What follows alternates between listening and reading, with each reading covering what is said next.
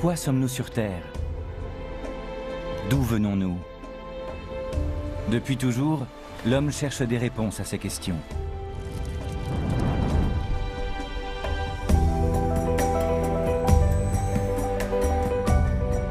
Nous avons reconstitué notre arbre généalogique jusqu'à l'aube de l'humanité. Mais notre histoire est bien plus ancienne. Elle remonte au début de l'univers.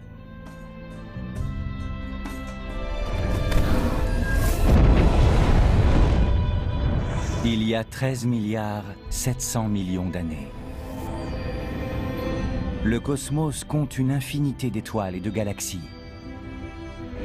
Il renferme d'innombrables merveilles.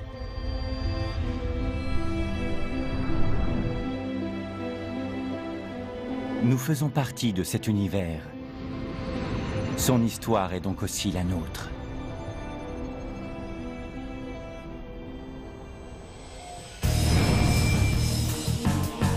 Elle serait impossible à raconter sans une de ses composantes fondamentales,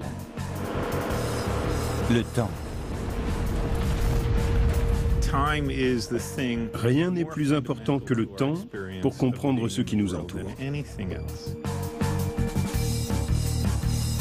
Sur Terre, ses effets sont visibles partout. Il entraînera un jour la disparition de notre planète. Mais sans lui, notre univers n'existerait pas. Si on vivait dans un monde statique, on ne pourrait pas faire la différence entre hier et aujourd'hui. Nous voyons le temps qui passe, mais nous nous interrogeons rarement sur son écoulement. Il est pourtant au cœur d'une des plus importantes questions. Pourquoi avançons-nous toujours du passé vers l'avenir ?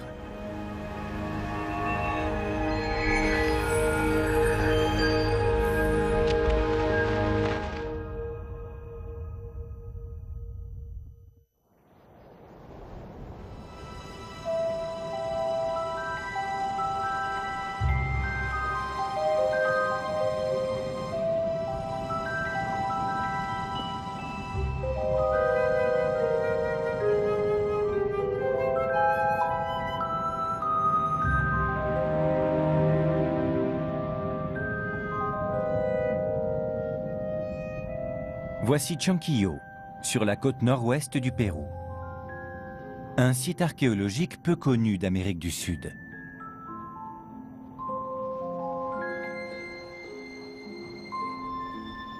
Il y a près de 2500 ans, une civilisation dont nous ne savons presque rien a construit ce temple fortifié dans le désert.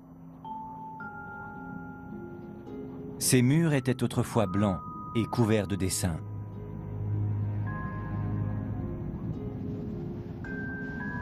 La culture de ce peuple est probablement perdue pour toujours.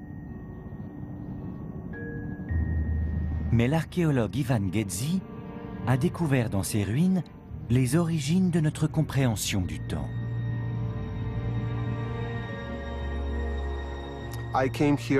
J'étais surtout venu à Chonquillo pour étudier le fort, comme mes prédécesseurs. Mais on y trouve aussi un alignement de 13 tours dont la fonction est longtemps restée mystérieuse. Alors qu'Ivan et son équipe font des relevés sur les tours au lever du soleil, ils découvrent leur fonction.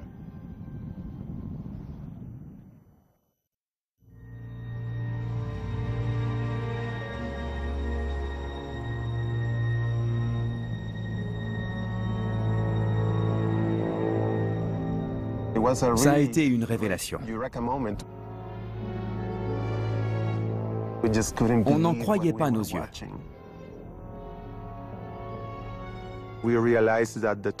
On a compris que les tours étaient des repères sur l'horizon permettant de suivre le mouvement du soleil.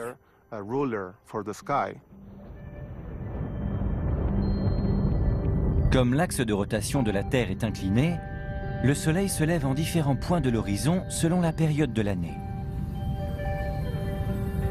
Et les tours de Chonquillo sont alignées de manière à observer cette évolution.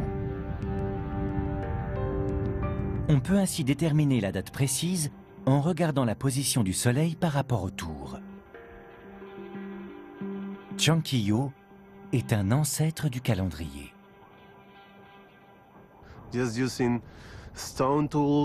Avec des outils rudimentaires, de la boue et de l'eau, ils ont réussi à bâtir ces monuments en suivant le parcours du Soleil tout au long de l'année. C'est une véritable prouesse.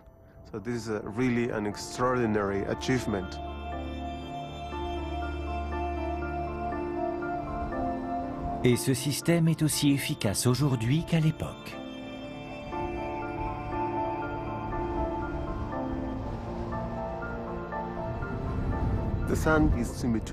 Le Soleil se trouve entre la 5e et la 6e tour parce que nous sommes le 14 septembre.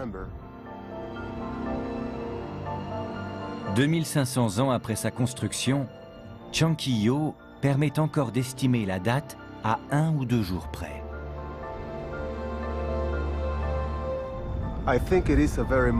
C'est magique de pouvoir observer ça au même endroit que ceux qui l'ont construit. Nous ne sommes pas dans un musée. On peut regarder et ressentir les mêmes choses que les gens de l'époque.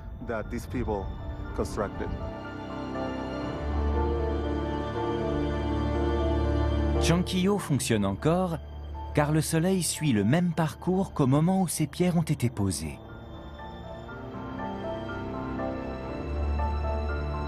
Ces 13 tours témoignent de notre fascination de toujours pour la mécanique du ciel.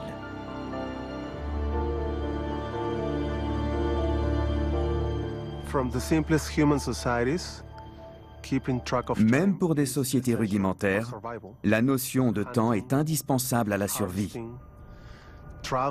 La chasse, l'agriculture ou la navigation ne sont possibles que si on mesure le temps en observant la position des étoiles, du Soleil et de la Lune.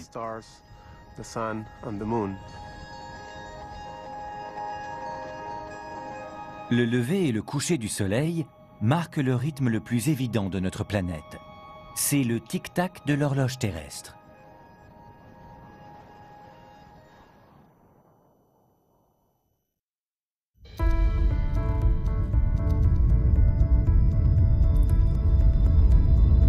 Une journée correspond aux 24 heures nécessaires à la Terre pour faire un tour sur elle-même.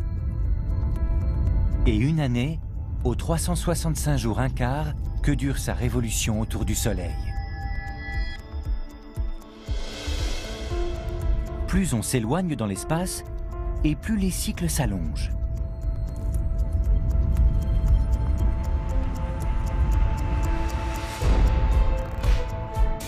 Sur Neptune, aux confins du système solaire, une année dure plus de 60 000 jours terrestres, l'équivalent de 165 ans.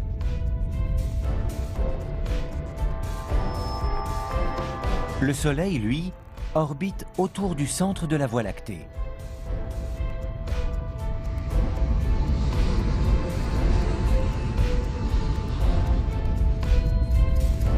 Cette orbite, appelée année galactique, dure environ 225 millions d'années terrestres.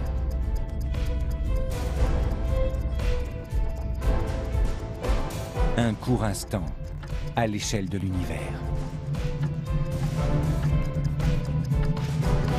Son histoire débute il y a plus de 13 milliards d'années, à une époque où il n'y avait ni étoiles ni planètes.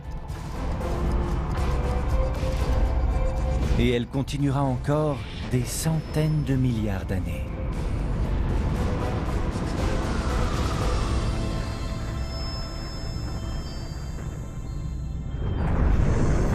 Le temps nous révélera des merveilles qui dépassent notre imagination. Il transformera tout ce que nous connaissons. Cette capacité d'altération est la principale propriété du temps. Et elle s'applique aussi bien sur Terre que dans les profondeurs de l'espace.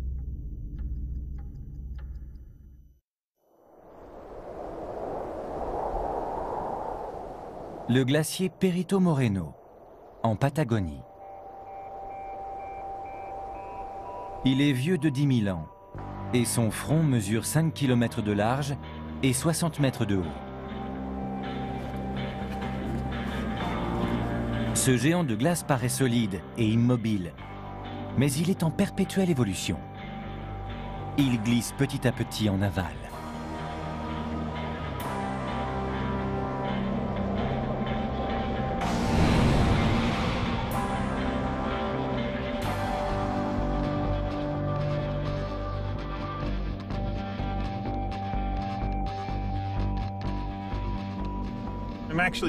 Je me tiens actuellement sur le glacier.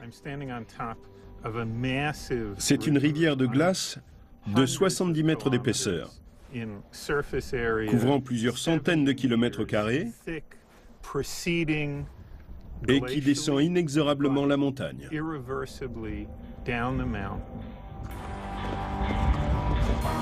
Nous considérons comme acquis le fait que les choses changent.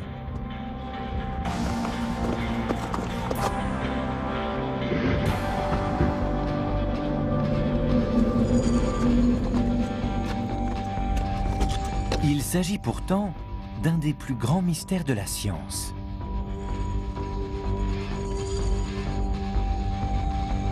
Le philosophe David Albert s'interroge sur ce phénomène depuis des décennies.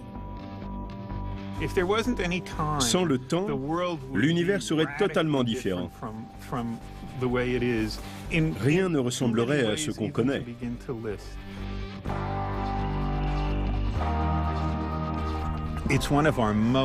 Notre rapport au monde est déterminé en grande partie par la distinction entre passé, présent et avenir.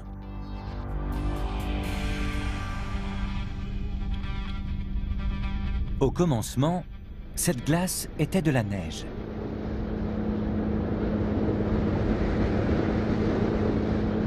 Ici, d'énormes blocs se détachent de la paroi et tombent dans le lac Argentino.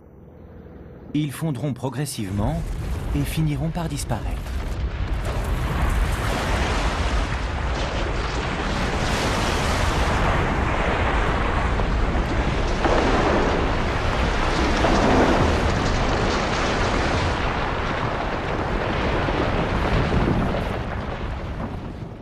Whoa, yes, yes, unbelievable. Incroyable. Regardez et écoutez ça. C'est magnifique.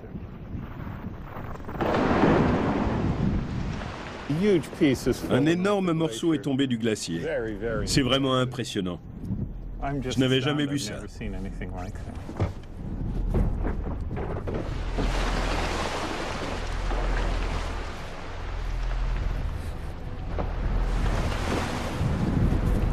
Ces événements se déroulent toujours dans le même ordre.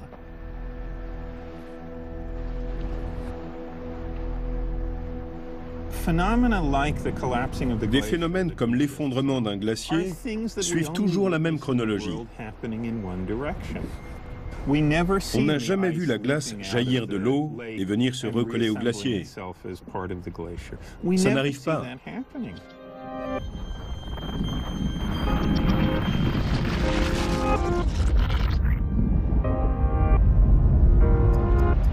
À notre échelle, le cours des choses est toujours le même.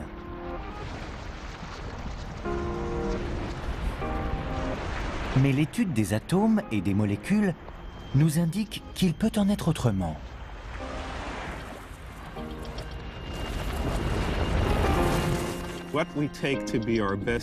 Quand on observe l'infiniment petit et qu'on analyse en détail le fonctionnement des briques de base de la nature, on s'aperçoit que si une réaction est possible dans un sens, la réaction inverse peut tout aussi bien avoir lieu.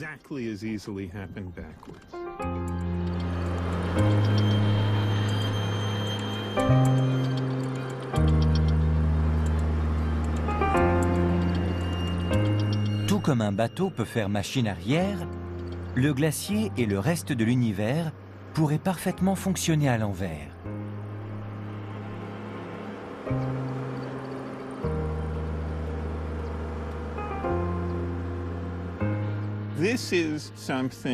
C'est une idée séduisante pour les physiciens et les philosophes.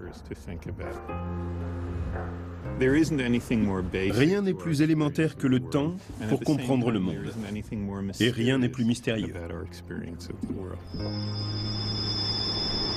Quelque chose force le temps à avancer dans un seul sens. Les scientifiques appellent ce phénomène la flèche du temps. Elle pointe toujours dans la même direction. C'est ce qui permet au monde de ne pas être immobile.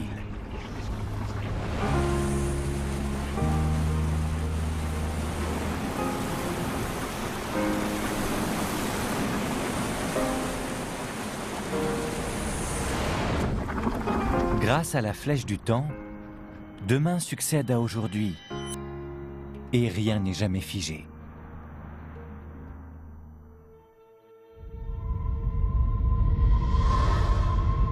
Les cycles du cosmos semblent si réguliers qu'ils servent de base à nos calendriers. Leurs rythmes nous apparaissent immuables, mais ce n'est qu'une illusion. La flèche du temps les modifie également.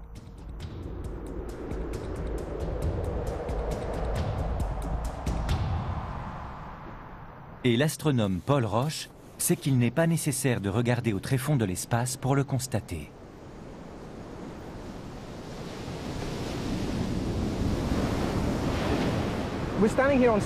Nous nous trouvons sur la plage de Southern, en Galles du Sud. Ici, l'amplitude de la marée est exceptionnelle.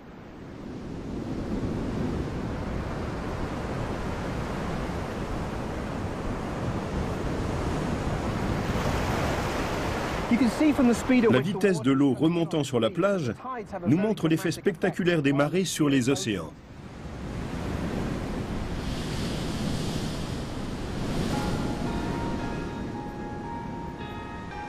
Jour après jour, les océans vont et viennent sur les côtes. Le frottement constant de l'eau sur le fond de la mer n'est pas sans conséquence. Il ralentit la rotation de la Terre, ce qui signifie que les jours s'allongent avec le temps. Chaque année, les jours durent 7 microsecondes de plus. Ça ne paraît pas grand-chose, mais au bout d'1 million d'années, la différence est significative. À l'époque des dinosaures, les journées étaient plus courtes d'environ 15 ou 16 minutes.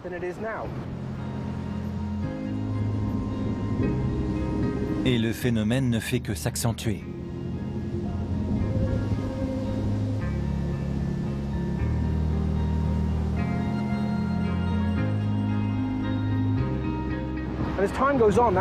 À mesure que le temps passe, la Terre va continuer à ralentir. Et à terme, les journées seront bien plus longues qu'aujourd'hui. Nous sommes habitués à des jours de 24 heures. Mais ils étaient plus courts par le passé et seront plus longs à l'avenir. Les marées ne modifient pas uniquement la vitesse de rotation de la Terre. Elles affectent aussi la Lune.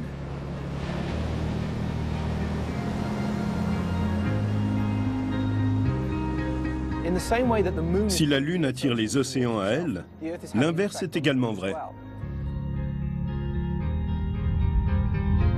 Les marées créent des masses d'eau qui modifient la force d'attraction de la Terre et par conséquent l'orbite de la Lune.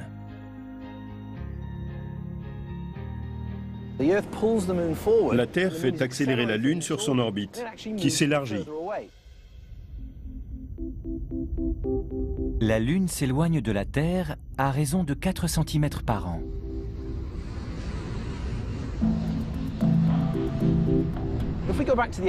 À l'époque des dinosaures, il y a plus de 100 millions d'années, la Lune était beaucoup plus proche de la Terre.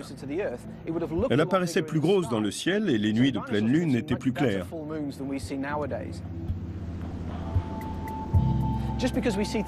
L'état actuel des choses n'implique pas qu'elles sont immuables.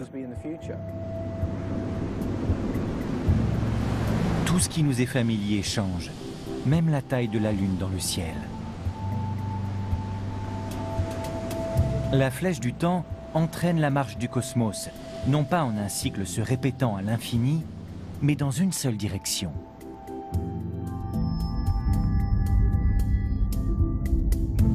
Au cours de son évolution, l'univers a traversé différentes époques jalonnées d'événements marquants.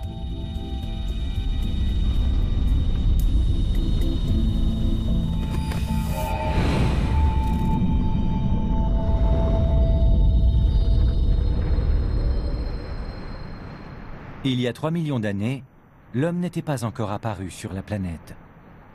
Et il y a 5 milliards d'années, la Terre n'existait même pas. Mais l'histoire de l'univers est bien plus ancienne. Au commencement, il y a près de 14 milliards d'années, l'univers primitif était bien différent de celui qu'on connaît aujourd'hui. Cette époque lointaine est la spécialité de l'astronome Nihal Tanvir. Plus il regarde loin dans l'espace, et plus il remonte le temps. La lumière qui provient du fond de l'espace met du temps à arriver jusqu'à nous. Elle se déplace vite, mais les distances entre les galaxies sont si grandes qu'il lui faut des millions, voire des milliards d'années pour nous atteindre. Donc, quand on observe des objets éloignés, on peut aussi voir le passé. «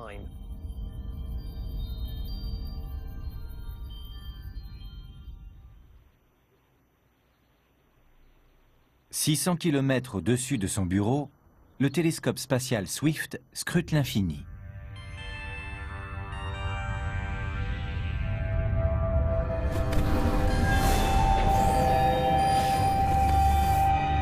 Nihal Tanvir cherche les plus anciens objets de l'univers.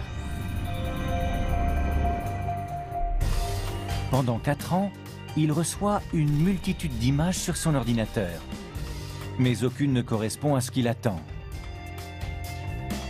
Jusqu'à ce qu'un jour, le télescope photographie une petite partie de la constellation du Lion.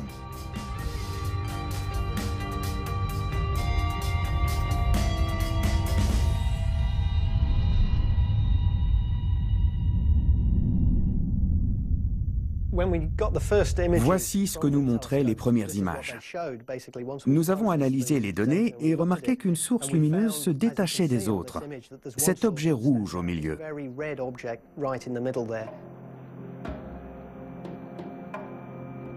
Ce point rouge semble insignifiant, mais il s'agit des dernières lueurs d'une gigantesque explosion causée par la mort d'une étoile.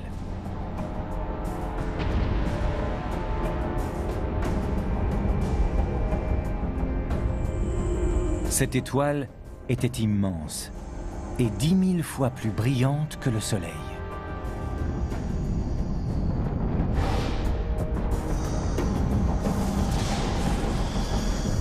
Mais elle s'est consumée rapidement. Et son explosion a produit en un instant la lumière équivalente à 10 millions de milliards de soleils.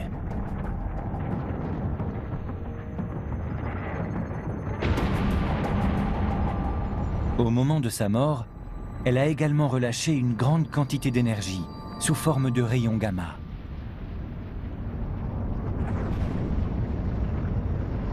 Le point rouge visible depuis notre planète est composé de ces rayons.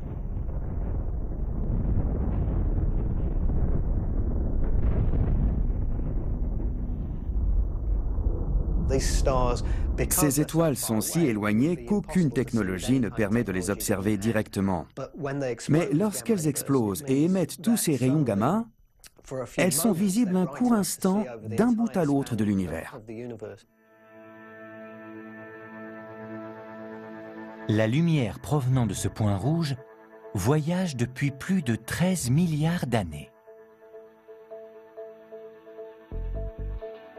Nihal Tanvir a découvert le plus vieil objet jamais vu dans l'univers. C'est l'une des toutes premières étoiles. C'est très excitant d'être présent au moment de la découverte.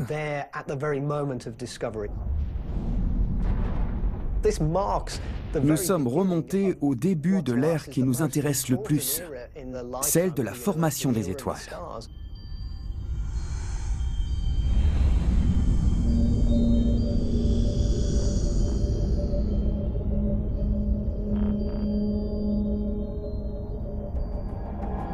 La naissance des premières étoiles est l'un des changements les plus importants dans l'évolution du cosmos.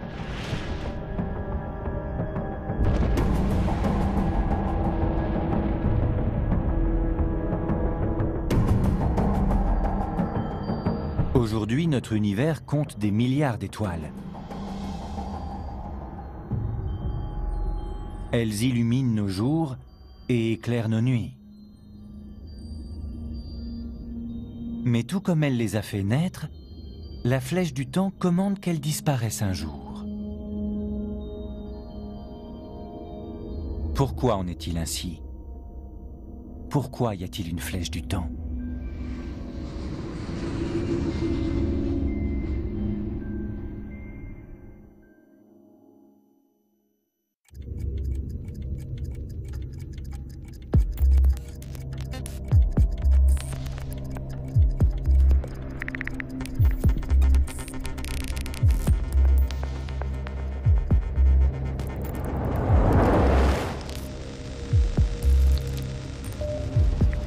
Ce n'est pas dans le ciel, mais sur Terre que l'astrophysicien Bruce Bassett cherche des réponses à ces questions.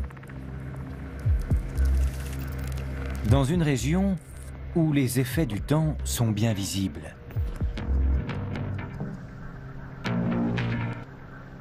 Ça peut paraître difficile à croire, mais ce désert était autrefois peuplé de millionnaires.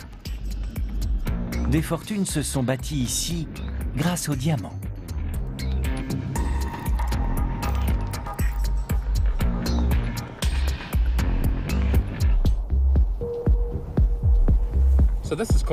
Voici Coleman's Cove. Cette ville a été prospère jusqu'en 1954. Puis les diamants se sont raréfiés, les gens sont partis et la nature a repris ses droits. Il s'est passé exactement ce à quoi on pouvait s'attendre. Les toits se sont écroulés, la peinture a disparu et le sable a envahi les maisons. C'est le chaos généralisé. Sans entretien, les bâtiments tombent en ruine et sont avalés par le sable. Ce délabrement n'est pas spécifique à Coleman's Cove. Ça arrive même partout dans l'univers. Le désordre augmente avec le temps. La nature fonctionne ainsi. Mais pourquoi ?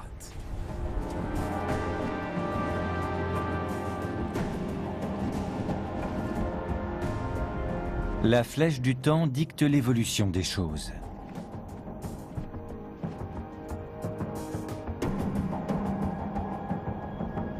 Et elles vieillissent.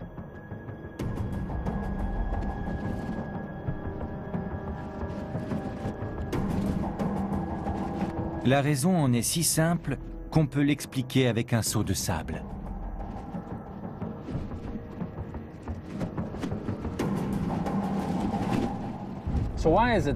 Pourquoi le monde avance-t-il toujours vers plus de désordre? Pourquoi la flèche du temps pointe-t-elle toujours dans cette direction? Pour répondre à ces questions, je vais faire un château de sable. Si je veux construire une structure ordonnée comme celle-ci, je dois bien tasser le sable. Voyons ce que ça donne.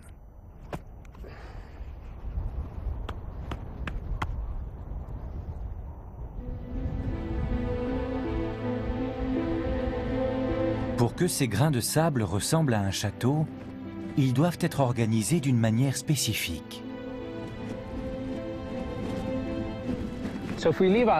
Si nous laissons notre château ici un certain temps, les grains de sable vont être emportés par le vent. Il existe une toute petite chance que d'autres grains viennent se déposer en lieu et place de ceux qui ont été soufflés. Mais c'est hautement improbable. Pour que ça arrive, il faudrait que chaque grain suive une trajectoire spécifique. Il est plus vraisemblable que le vent éparpille le sable de façon désordonnée et forme une dune.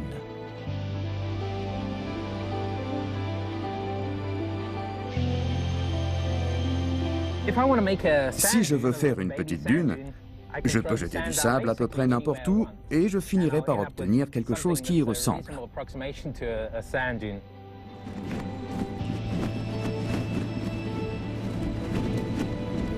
Les chances de voir des structures ordonnées comme des châteaux de sable sont donc infimes.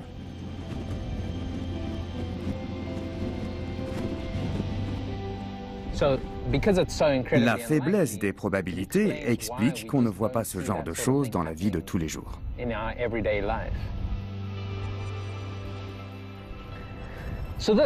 Et ceci ne s'applique pas qu'aux châteaux de sable.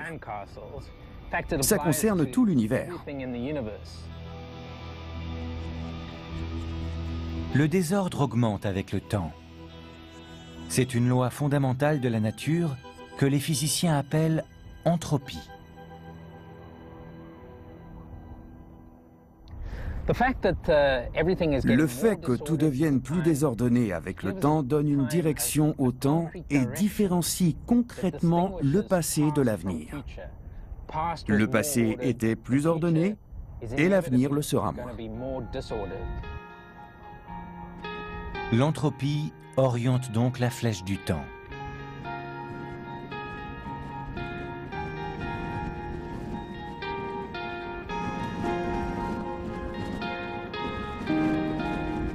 Le déclin est l'inévitable conséquence de l'accroissement du désordre.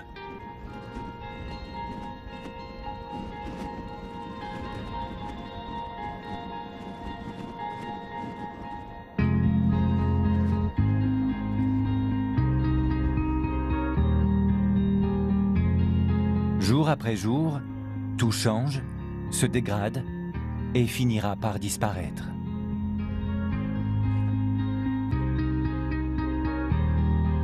Rien n'échappera à la marche du temps. Pas même les étoiles.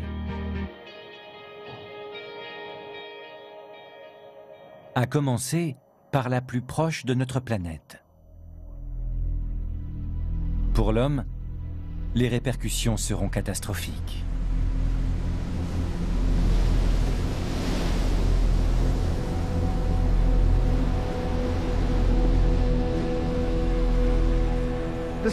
Le Soleil et les planètes existent depuis 4,6 milliards d'années, ce qui, à notre échelle, est une éternité. Mais le Soleil va mourir. Il se consume progressivement. Il transforme son hydrogène en hélium et, ce faisant, perd 4,5 milliards de tonnes de sa masse à chaque seconde. Dans environ 5 milliards d'années, le Soleil n'aura plus de carburant. Son noyau s'effondrera sur lui-même, ce qui engendrera une augmentation de température et entraînera une dilatation des couches extérieures.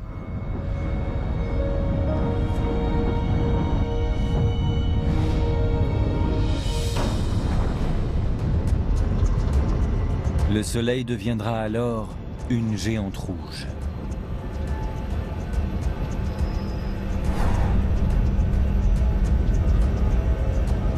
Sur Terre, le ciel finira par ressembler à un immense brasier.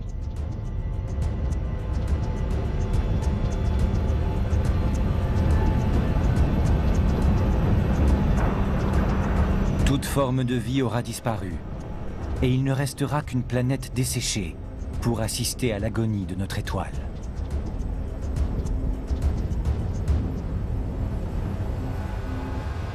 Après quelques centaines de milliers d'années sous la forme d'une géante rouge, le Soleil commencera à palpiter. L'intérieur de l'étoile se contractera et se dilatera alternativement. Les couches extérieures seront alors repoussées plus loin dans le système solaire. Le Soleil finira par perdre contact avec son atmosphère, qui deviendra une nébuleuse planétaire. Et au centre, il ne restera qu'un objet de la taille de la Terre, mais extrêmement dense, qu'on appelle naine blanche.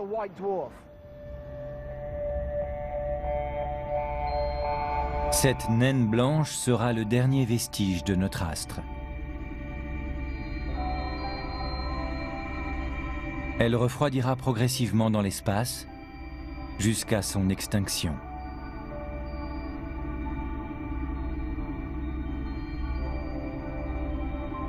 Vue de la Terre, elle ne sera pas plus brillante que la pleine lune.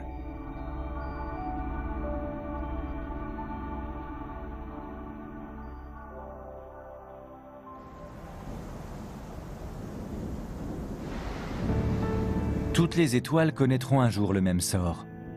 Elles mourront et le cosmos sera plongé dans une nuit éternelle.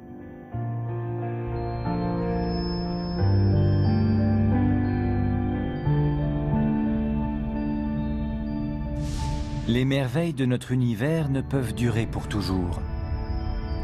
C'est la conséquence essentielle de la flèche du temps.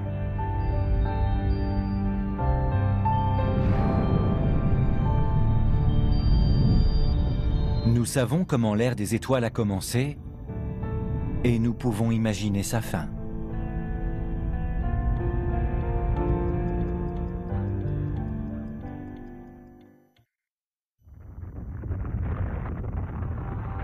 Voici Proxima du Centaure. Après le Soleil, c'est l'étoile la plus proche de notre planète. Mais même par une nuit claire, il est impossible de la voir à l'œil nu. La masse de Proxima du Centaure ne représente qu'un dixième de celle du Soleil, et sa luminosité est 18 000 fois moindre.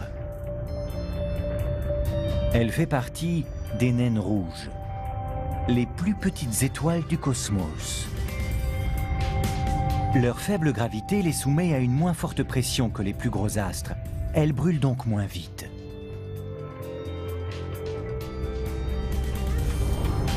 La durée de vie des naines rouges s'étend sur des centaines de milliards d'années. Elles survivront bien après la mort du Soleil et seront certainement les dernières étoiles de l'univers. Mais elles finiront également par manquer de combustible et se transformeront à leur tour en naines blanches. Dans un avenir lointain, il est probable que l'espace ne comporte plus que des naines blanches.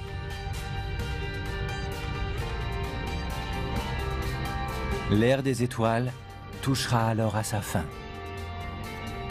Le cosmos sera sombre, glacial et désolé. Mais l'existence de l'univers tel qu'on le connaît est encore longue. Si longue qu'il est difficile d'en prendre la mesure.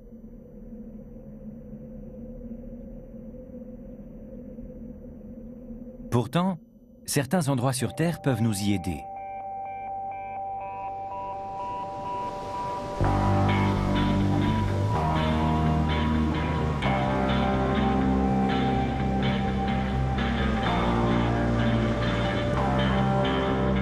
Dans une des régions les plus hostiles de la planète, le physicien Brian Cox est venu constater les effets de la flèche du temps.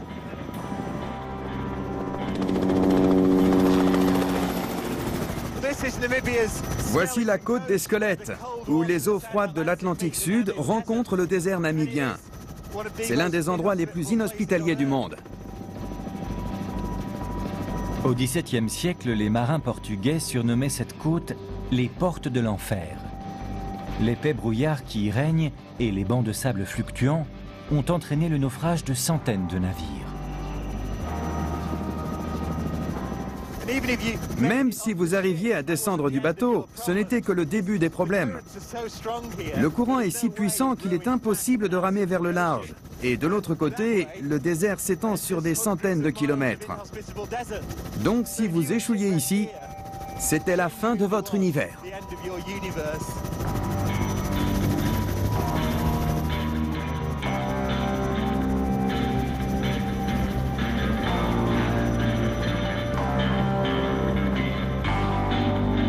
Sur ce vaste littoral, même de puissants paquebots peuvent être réduits à néant.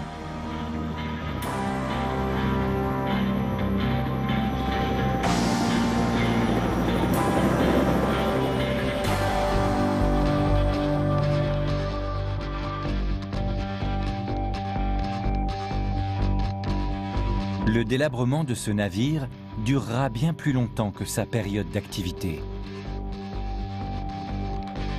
Et il en va de même pour les étoiles.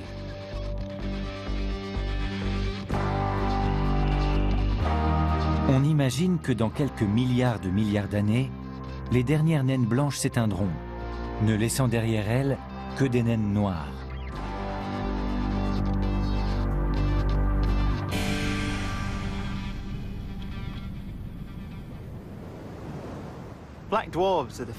Les naines noires sont la dernière étape du destin des étoiles. Ce sont des naines blanches si froides qu'elles n'émettent presque plus de lumière ni de chaleur.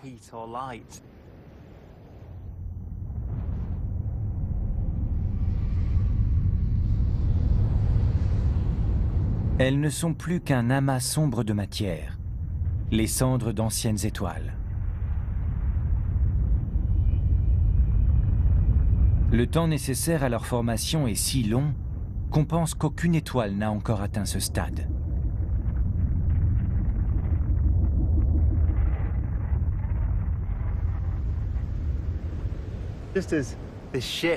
Tout comme ce navire de métal sera un jour entièrement rongé par la rouille et emporté dans le désert par le vent, nous pensons que la matière composant les naines noires, la dernière matière de l'univers, finira par se désagréger. Elle se transformera en radiation et se dispersera dans le cosmos en ne laissant aucune trace.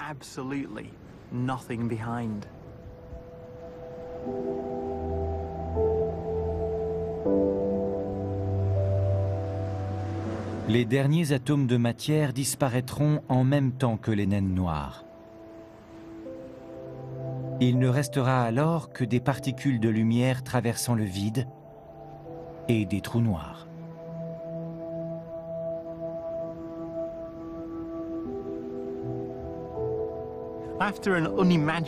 Dans un futur très lointain, même les trous noirs s'évaporeront.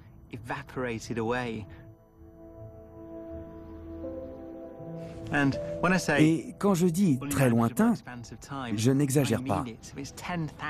Je parle de 10 000 trillions de trillions de trillions de trillions de trillions de trillions de trillions de trillions d'années. Pour vous donner une idée de ce que ça représente, si je prenais un atome pour compter chaque année, il n'y aurait pas suffisamment d'atomes dans l'univers pour me rapprocher d'un tel nombre.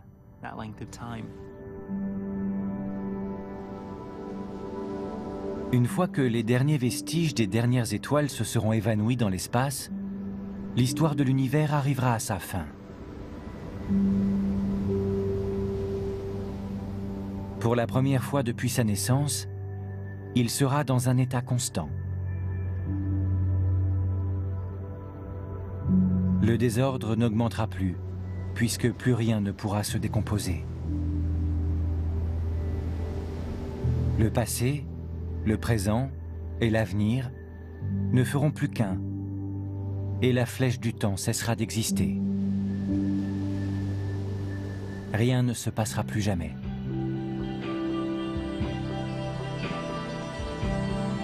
Cet avenir est bien sombre, mais s'il était possible d'empêcher l'univers de mourir, une seule chose manquerait dans le cosmos: la vie.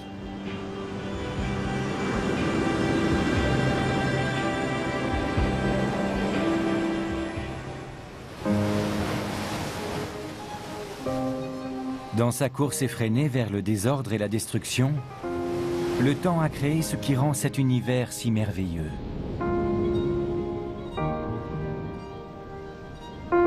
Et il nous a placés sur Terre. Le soleil qui se lève et se couche chaque jour et qui nous semble éternel se consume irrémédiablement. Mais ce faisant, il nous donne de la chaleur et de la lumière et permet à la vie de prospérer sur Terre. Si le soleil n'était pas en train de mourir, la Terre ne serait pas ce qu'elle est et la vie n'existerait pas.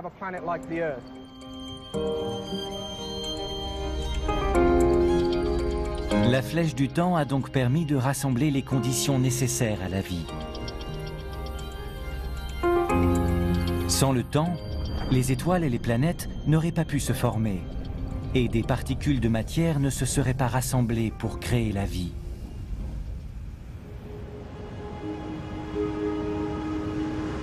Dans le désordre grandissant de l'univers, une fenêtre s'est ouverte pour que la vie se développe. Mais elle se refermera un jour.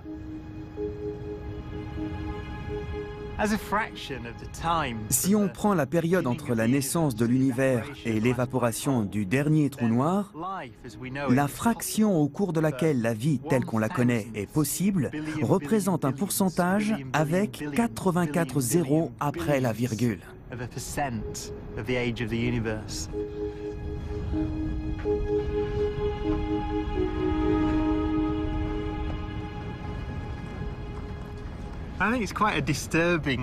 C'est assez troublant de s'apercevoir que les formes de vie basées sur le carbone, dont nous faisons partie, n'ont qu'une si petite fenêtre pour se développer au cours d'une aussi longue histoire.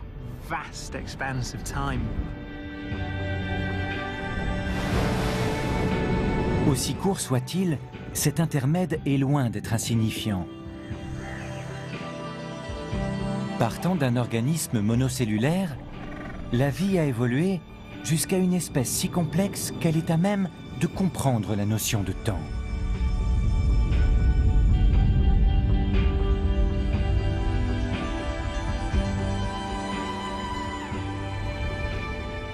Il y a 2500 ans, des hommes mesuraient le temps grâce à des tours construites au sommet d'une colline. Depuis, nous avons inventé des machines pour explorer le passé, jusqu'aux prémices de l'univers. Nous avons observé l'univers depuis notre petite planète. Et en quelques décennies, nous sommes parvenus à cartographier de larges portions du cosmos et à comprendre l'évolution des étoiles et des galaxies depuis les premiers instants. C'est vraiment stupéfiant.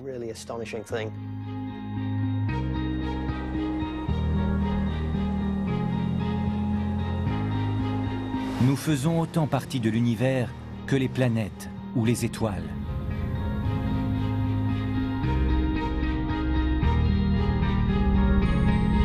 Mais nous sommes capables de voir au-delà de notre horizon et de nous interroger sur notre place dans le cosmos.